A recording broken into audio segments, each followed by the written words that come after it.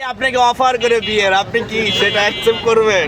Actually আমার ফুচকাও ভালো লাগে, তো বিয়ে করতে গেলে তো ফুচকাওয়ালা, ঝালমুড়িওয়ালা, কেকওয়ালা সবাইকে বিয়ে করতে হয়। সেটা তো আর করবো না, এমন কাউকে বিয়ে করবো যে এগুলো খাওয়াবে।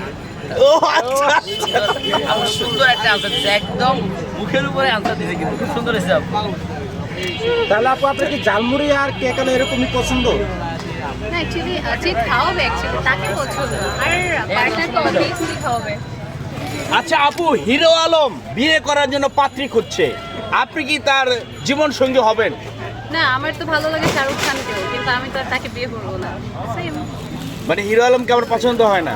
পছন্দ না সেলিব্রিটি হিসেবে ওয়েল, বাট আমি তো আর তাকে বিয়ে করবো না। জাহেদ খানকে কেমন লাগে আপনার? জাহেদ খান ভাইয়ের সাথে আমার সরাসরি দেখা হয়েছে, লিটারালি অ্যামেজিং পারসন, বাট আমার পার্টনার হিসেবে না। সে কি আপনাকে ডিগবাজি দেখাইছে?